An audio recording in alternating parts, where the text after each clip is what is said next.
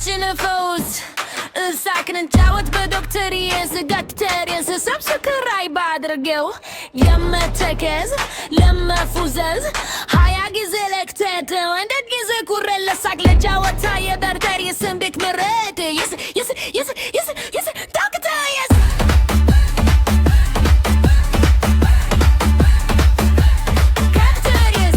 ሰላም የዶክተር የስ ዩቲዩብ ቻናል ቤተሰቦች እንዴት ናችሁ? ዛሬም ባበዱና ቀውጢ በሆኑ ቪዲዮዎች ጎን ለጎን ተከስቻለሁ።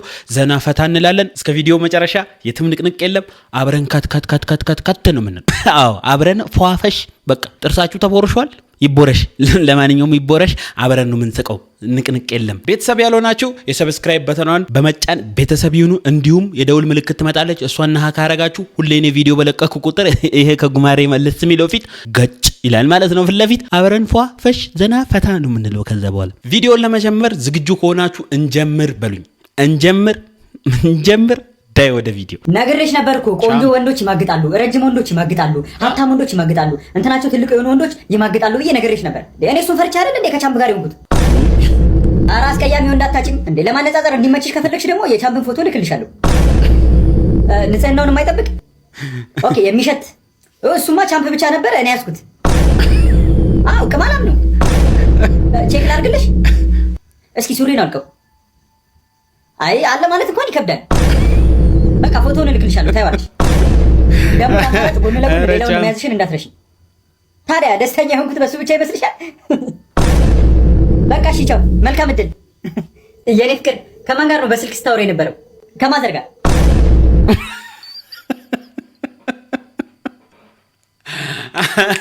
አረ ቻምፕ ትችላለህ። ቻምፕ ዳርክ ሂውመር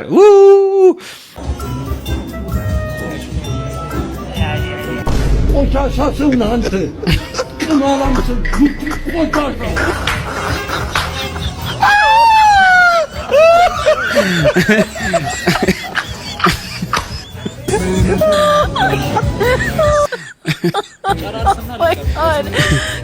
አረ በእናትህ ለምን ዝም አልከው? እኔ አንተም በኖሩ ጣቱን ቆርጬ ቱ ነበር ማለት በቃ እዛው ነክሼ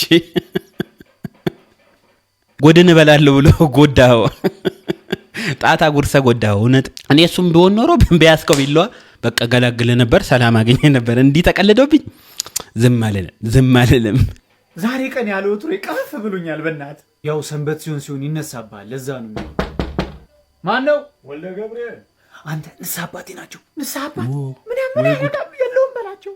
አሁን ማን ነው እያልኩ እየሰማ ነው። የለውም በላቸው ያማልዳት እና ምን አባቴ ላድርግ? መደበቂያ ቦታ እንኳን የለ። በእናት ተቀየር ስትፈልግ ወደ እባብ ምናምን ሰውን ከፈለግ አቤት ግቡ። አባ ሰላም ለዚህ ቤት። እንዴት አረፈዳችሁ ልጆች?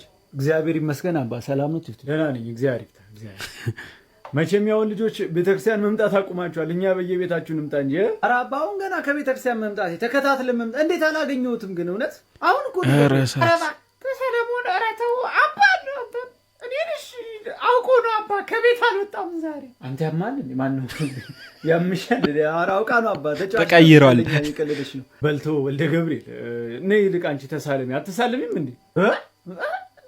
ማለት ጉንፋን ይዞኝ ይተላለፋል። ኃይለኛ ነው አይደል ሰለሞን? ኧረ አውቃ ነው አባ አላመማትም። ላለመሳለም ብላ ተነሽ ተሳለሚ እኮ። እኔ መቼ ጠፋኝ? አጅሬው ሲኖር ነው እንዲህ መስቀል የሚያስጠላ ነው አለ አጅሬው። አንቺ አጅሬው አረ የለም ምን አጅሬ ነው? አሞኝ ነው ራሱ አጅሬው ናት። አሞኝ ነው።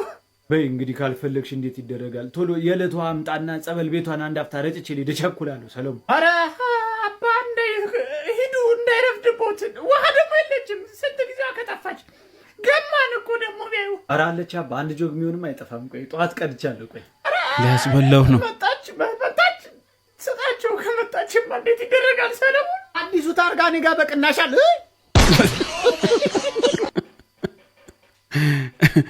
አዲሱ ታርጋ እኔ ጋር በቅናሽ አለ። ማን ነው? ድምፅ አልሰማሁም ነው ጆሮዬ ነው። የጎረቤ ልጆች ናቸው አባ። ሁሌ እየረበሽን ነው የሚያልፉት። ሰላቢ ነው ችሎ ማለት ነው። ይልቅ ጸሎቴን ልጀምርና አንድ አፍታ ረጭቻችሁ ልሄድ። እሺ በስመ አብ ወወልድ ወመንፈስ ቅዱስ። በቃ ከዚህ በላይ መቀጠል አልችልም። ውሸት በቃኝ አባ። ማለት የምን ውሸት? የኔ ልጅ እንትን አባ እርጉዝ ነኝ። አባቱ እሱ ነው አዞርጅው እያለኝ እኔ ደግሞ ነፍስ አላጠፋም። ከፈጣሪ መቀየም ነው ብዬ።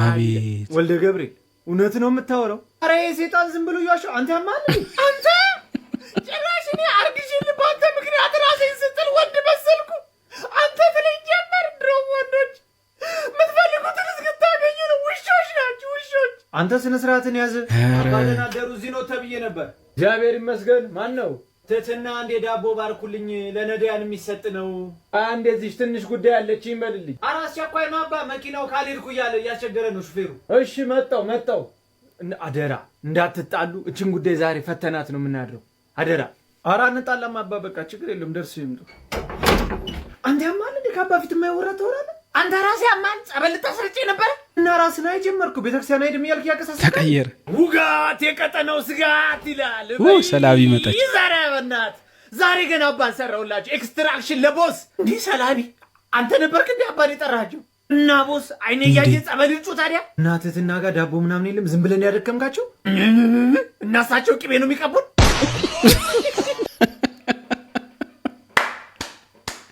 ኧረ ግን ይሄ ልጅ በጣም ይችላል በስማ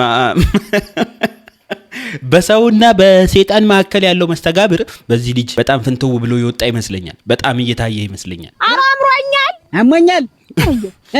አምሮኛል ምንሽን ነው የሚያምሽ እግዚአብሔር ይማርሽ ጃጊም ቤት አተጅም እንዴት አንቺ አረጋውና ማማር ወርሽን ማማር አማረኝ እግዚአብሔር ይማርሽ እጆ ደማማ ነው እኔም ታንተ መምጣት የድሮ ምንምኝሻለሁ ያልሰማ ጆሮ ከጎረቤት ያጣላል ትል ነበር አያቴ እውነቷን ነው እንዲህ አምሮት አናቷ ላይ ወጥቶ አንቺ ማይሰማ ጆሮ ጋር ምን ትሰሪያለሽ የሚሰማ ጆሮ ጋር እኛ ጋመጭም ወይ በምልክት ቋንቋ ታያቸው በምልክት ቋንቋ ደግሞ አምሮኛል ማለት እንዴት ይሆን ደግሞ አይዞሽ አምሮ ይተውሻል አምሮሽ ይተውሻል እውነተኛ ደስታ ማለት ለእናንተ ምን ማለት ነው ስለዚህ እውነተኛ ደስታ ላንቺ ምንድነው እንደ ሰው ገንዘብ ወረድሽ ነው ሆነስትሊ ገንዘብ ገንዘብ ማጣት ደስ አይልም ማለት ታብራራው አልፈልግም ማለት የሚብራራ ነገር እንደ ድህነት እኮ መጥፎ በሽታ አይደለም yes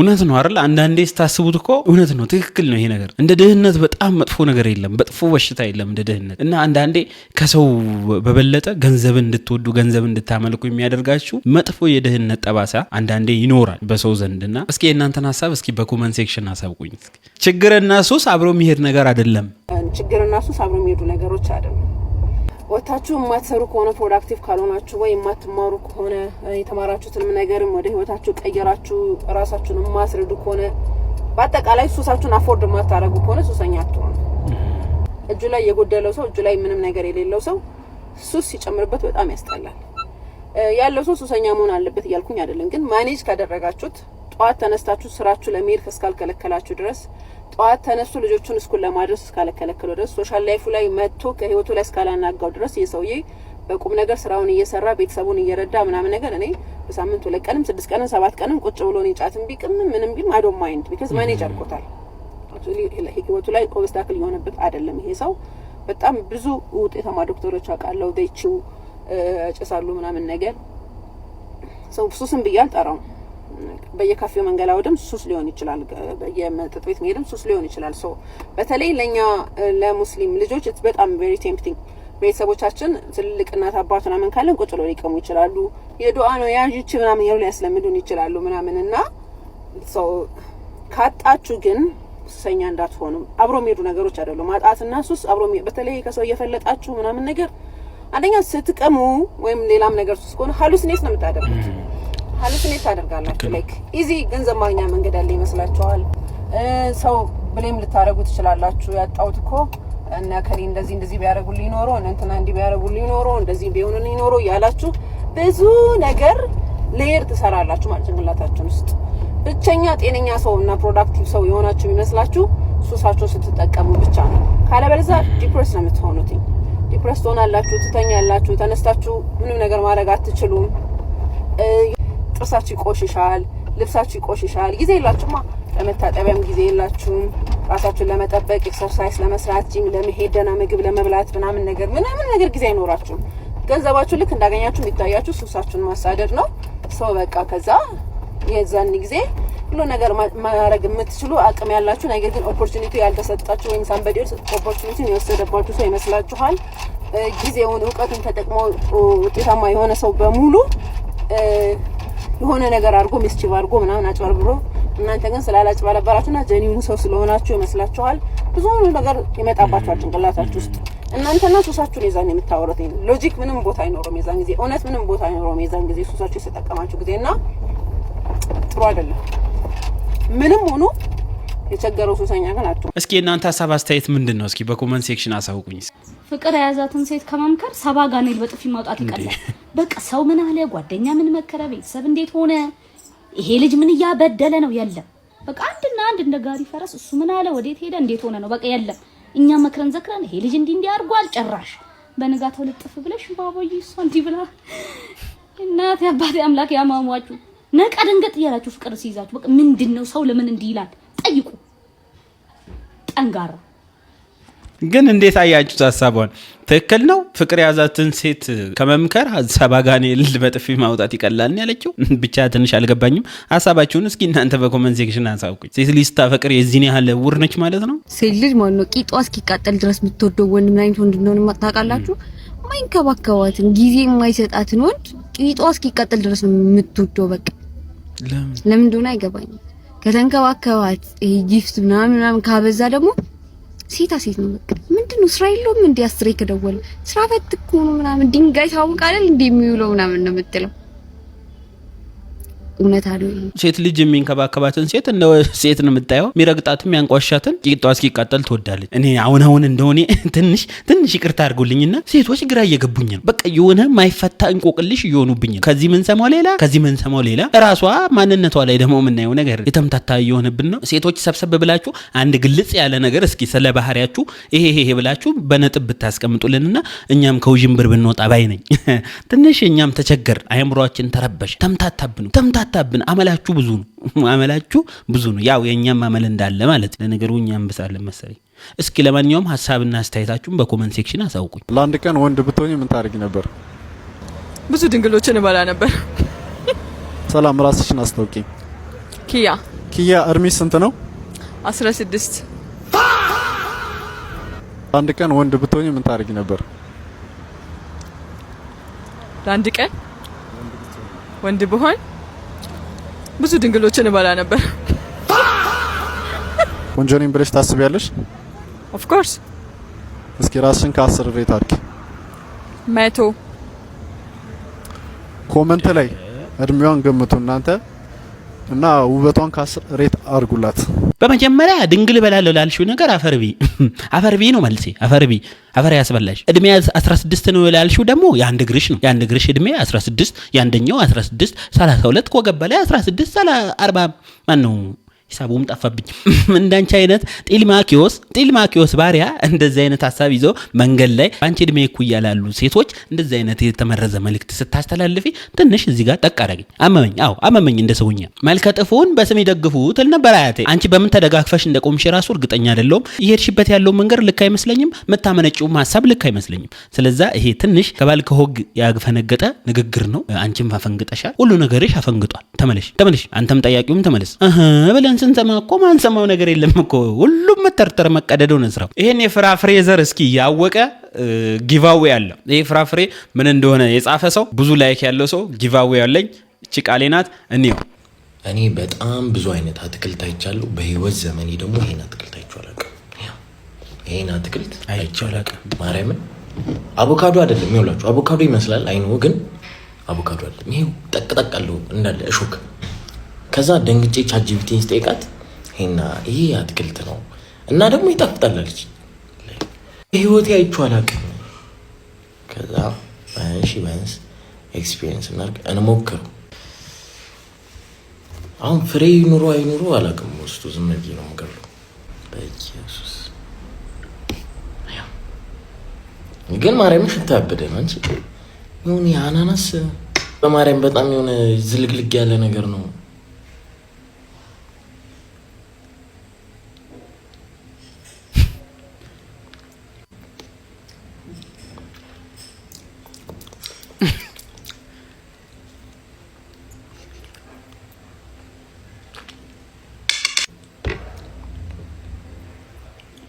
ለዋጣው በኢየሱስ የሆነ ነገር ይላል። ለዋጣው ዋጥኩት እናቴ ትሙት። ወይኔ ጉዴ!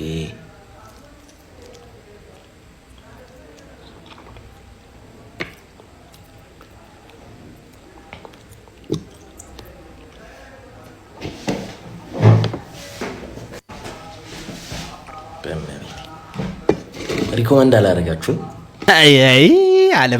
አለማወቅ ሪኮመንድ አላደረጋችሁም ማለት ጭራሽ ያሳደገን እዚህ ያደረሰን እሱ ነው። ለማንኛውም ስሙን ጻፉልኝ።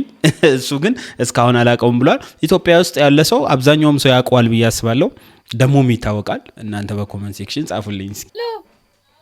አቤት የኔ ውድ እየመጣ ኧረ ደረስ እንዴ የኔ ውድ ትርታይ ማማ እሺ ሂጅ ደርስ ምን ይዘህ አመጣህልኝ?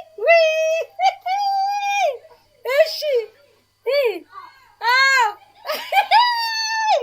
እኔ አሁን ግራ የገባኝ ማንን ነው የምንመክረው?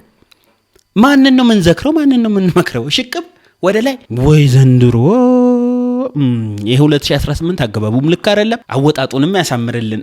እጄ ላይ ነፍስ ሳይጠፋ ብቻ በሰላም ይለቅ። ይህ ዓመት በሰላም ይለቅ። ማዘር 2 ጸጉር አብቅለዋል፣ ጥቁርና ነጭ። ከርሶ ትልቅ ነገር ነው። በዚህ እድሜ ነጠላውን አጣፍቶ የታመመ የታሰረ የሚጠይቁበት እድሜ ላይ በውሃ ተዘፍዝፈው ጨው ነስነስ አድርገዋል። ሎሚም ካለ ይጨምሩ፣ ሽንኩርትም ይጨምሩ እንዲነጻ። ያሳዝናል። እስቲ እንደዚህ አይነት እናት ያላችሁ ሰዎች እስኪ ይሄን ቪዲዮ እንይወስ። ተናልሽ ውጤት ተለቀቀ። ውጤት ተለቋል። ወደቅ ያለው ማርያም ስራ ሰርተህ ሀብታም ትሆናለህ ብሎኛል ፈጣሪ።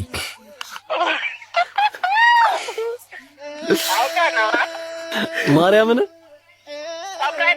ሳምራዊት ትሙት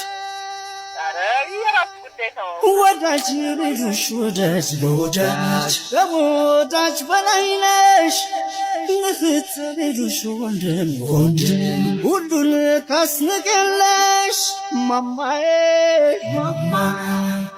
ማማዬ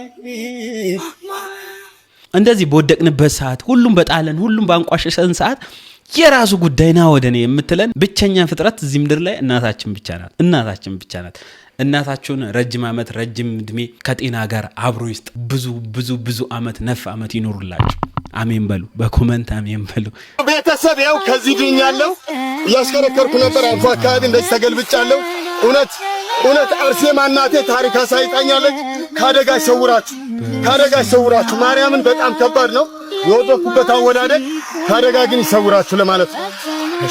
አረ የፈጣሪ ታምር በስማም ወለንፈስ ከዚህ ውስጥ ሰው ይወጣል። ምን ደሞ አልሆነም። በስማም ለማንኛውም የምታሽከረክሩ ሰዎች ተጠንቅቃችሁ አሽከርክሩ። ከዛ በተጨማሪ ፈጣሪ ይከተላችሁ። አፈር ለሚበላው ለሚበሰብሰው ለዚህ ፈራሽ ገላ ቁምጣ መቻነሰው በሚለው ዘፈኑ የምናውቀው ስለሰማይ ብለው ብዙ ነገር እየተባለ ይገኛል። እጅግ በጣም የሚያሳዝንም ልበቀና ለሰዎች መልካምን የሚያስብም በሙዚቃዎቹ እንደዚሁም ደግሞ ባህልን በማስተዋወቅም አምባሳደር እስከመሆን የበቃ ሰማይ ብለው ታዲያም በድንገተኛ ህመም እንግዲህ ህይወቱ ማለፉን ተከትሎ ብዙዎች ሀዘናቸውን እየገለጹ ይገኛሉ። እኔም ታዲያ በድጋሚ ነፍስ ይማር ማለት ፈልጋለሁ። አፈር ለሚበላው ለሚበሰብሰው እኛም እርስ በርስም ባንባላ መልካም ነው የሚል መልእክትን በዚሁ ማስተላለፍ ፈልጋለሁ። እናንተስ ከሰማይ በለው ዘፈን የትኛውን ታስታውሳላችሁ? ማናጀሬ፣ ጓደኛዬ፣ ሁሉ ነገሬ ብሩኬ ነውና የብዙ አርቲስቶች ወንድም አማካሪ፣ ለኔ ግን ትክክለኛ ማናጀሬ ብሩኬ። እሱ ጋር ነው ያለሁት። የሱን አካውንት እየገባችሁ ታብ ታብ ታብ ታብ ታብ ታብ ታብ ታብ ታብ ታብ ያረጋችሁ ሞቅ ደመቅ አድርጉለት። ወዳቸዋለሁ። አመሰግናለሁ። እናቴ ነገር አይሆንልኝም፣ እሷም የኔ ነገር አይሆንላትም። ጠዋት ከእንቅልፌ ስነሳ የመጀመሪያ ስራዬ ፈጣሪን አመስግኜ ስልኬን የምነካው እናቴ ጋር ነው። እታለም ጋር እናት ዓለም ምን ነው ላታ እናት ዓለም እላታለሁ። አቤት ልጅ ዓለም ትለኛለች። ሰላም አደርሽልኝ ስላት ደህና ነኝ ልጄ፣ ሰላም አድሬያለሁ፣ ደህና ነኝ ይያል መስጊድ ደህና ነኝ። ቁርስ ቀመሽ ምናምን ሰጣረክ ያንተን ድምፅ ሳልሰማ አሁን ቡናይቱን እጠጣለሁኝ፣ ድምፅህን ሰማሁኝ በል ማታ ደውልልኝ ትላለች። ማታም እንደዛው ነው። እና የእናቴና የኔ አታችመንት በጣም ትንሽ ከሌላው ይለያል። ሁሉም እናቱን ይወዳል፣ የኔ ይለያል በጣም ማለት ነው። እናትነሽ ቢልልኝ እናትነሽ ቢልልኝ ትባላለች። ባህር ዳር ቀበሌ 3 ነው ያለችው። አንዴ ደግሞ አውሮፕላኑ ቆሞ ይጠብቅህ እንጂ አትሄዳትም ሳታገኘኝ ብለው ነበረ። የእሱ ታሪክ በመሰላችሁ ማዘር በጣም ታዝናናኛለች። በጣም ሲደብረኝ እናቴ ጋር ነው የምደውለው። እኔ በቃ መጀመሪያ አቋርጬ ማቀን ቢሆን ድብርት ነገር ከተሰማኝ እሷ ጋር ነው የምደውለው እና ባህር ዳር ሄጄ ለስራ በበነጋው ጠዋት ላይ አውሮፕላን ሊያመልጠኝ ሆነ። ሆቴል ተይዘልን ሆቴል ነው ያደርነው። አጋጣሚ በግሩፕ ነው ያደርነው እና ማታ አግኝቻታለሁ ሄጄ ጫውቻት ምናምን የመጣሁት። ጠዋት ግን በቃ ማግኘት አልቻልኩም። እሷን ሄጄ እንቅልፍ ጣለኝ። ብሌን ደግሞ ሊያመልጠኝ ነው እና እናት አለም አልኳት። አቤት ልጅ አለም አለች። በቃ ምንም አልቻልኩም፣ መምጣት አልቻልኩኝም። አሁን በጓደኞቼ ጋር ልሄድ ነው ወደ አዲስ አበባ ስላት ቡናይቱን አቅርቤ እየጠበቁ አለች። አይ ሚ አውሮፕላን ያመልጠኛል ሰት ጠብቀኝ በለው የታባቱ ደግሞ ጠብቀኝ አለች። ኮቪድ ጊዜ ደግሞ አንዴ ምን አደረገችኝ? እምዬ መጥፎ በሽታ መጥቷል እባክሽን ተጠንቀቂ፣ በቃ ከቤት አትውጪ አልኳት። እንዴ ልጅ ከቤት ሳይወጣ እንዴት ይኖራል አለችኝ። በቃ አትውጪ ምን ያደርግልሻል? የምትፈልጊውን ነገር በሙሉ ብርቱካን እሷ እየገዛችልሽ ትምጣርፋት እህቴን ስላት እኔ እንደው ልጄ እንደው አይኔ አይቶ ተራሴ ካልሸመትኩት ምንም አይጥመኝም። ምን ሰምተህ ነው አለችኝ። አይ አዲስ ጉንፋን መጥቷል በቃ የሚገል ነው ኮቪድ የሚባል አልኳት። ወዲድ አለችኝ። አዎ ወዲድ ምንድን ነው የሚያደርግ አለችኝ። በቃ ገዳይ ነው አልኳት። እና ምንድን ነው መድኃኒቱ አለችኝ። በቤት መሰብሰብ፣ አፍን መሸፈን፣ እጅን መታጠብ ምናምን አልኳት።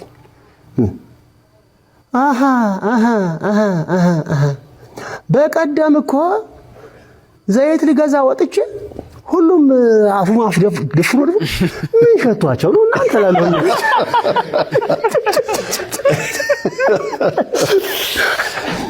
በጣም ተዝናናኝ ማይ ሰማይ አሁን ጠፋ ብለሃል ትንሽ አይደል? ስራዎች አዳዲስ ስራዎች ምን አሉ ብለህ ነው ጠፋው ወይ እንዴ? አትናካውታው በዓሉ ላይ እንደና ዜማ ቆን ከሰራውኝ አሁን አንተ ድስሮ ነኛል። ግን ምንድነው ከመድረክ ላይ አዎ ልክ ነህ። አዲስ አበባ መድረኮች ላይ አታይ ብዙ በቅርቡ ባህሬን ነበርኩኝ። ከዛ ደግሞ እንደገና ባለቤቴን ይዤ ደግሞ እስራኤል ሀገር ሄጄ ነበር። አሁን ለዛ ነው እንጂ ስጠራ ሰራለሁ። እስራኤል ስታነሳ ያው ታሪክ አይደለም ያነሳው። እነሰም የሚገርም ገጠመኝ አላቸው። አንድ እኔ እነግርሃለሁ። እሺ እሱን ታሪክ አንድ እኔ እነግርሃለሁ። አንተ ግን ደግሞ ራስ ጋር ያለውን የእስራኤሉን ንገረኝ። አንድ አይነት ቦታ ላይ ካለን እንግዲህ እናወራለን። የእስራኤል ገጠመኝ ሁለተኛው ልጅ ሲወለድ ከነነዋይ ጋር ነው የወጣሁት ወደ እስራኤል ሀገር 84 ዓመተ ምህረት ማለት እንግዲህ አስላው በጣም ረጅም ጊዜ ነው። አዎ በጣም ረጅም እና ያኔ መስከረም 25 እስራኤል ሀገር ገባን። መስከረም 25 ገብተን መስከረም 29 ልጅ ተወለደ። ሁለተኛው ልጅ ሲወለድ ነዋይ ደበበ ይሄ ልጅ እስራኤል ሰማኸኝ ነው መተለው ይገጥማል ደግሞ እስራኤል ሰማኸኝ ነው የምትለው ልጅ ሁለት ከዛ በቃ አጸደቅ ነው ቀረ እዛው ሙዚቀኛው ምንም ልክ ነው። ስራዎች አሉ በቅርቡ ያወጣቸው ሚውዚክ ቪዲዮዎች በጣም ያሳዝናል። ሰማኸኝ በለው በጣም የምንወደው አንጋፋው አርቲስት ሙዚቀኛ አርቲስት ሰማኸኝ በለው ባደረበት ህመም ከዚህ ዓለም ድካም አርፏል። እንግዲህ ነፍሱን በአጸደ ገነት ያኖርልን። ለቤተሰቦቹም መጽናናት እንመኛለን። እንዲሁም ለመላው አድናቂዎቹና ተከታዮቹ እግዚአብሔር ያጽናችሁ፣ እግዚአብሔር ያጽናን እላለሁ። የዛሬው ቪዲዮቻችን እስካሁን ያያችሁትን ነበር። በቀጣይ እስክንገናኝ ድረስ ሰላም ሁኑልኝ። በጣም ወዳችኋለሁ። ሰላም ያገናኘን።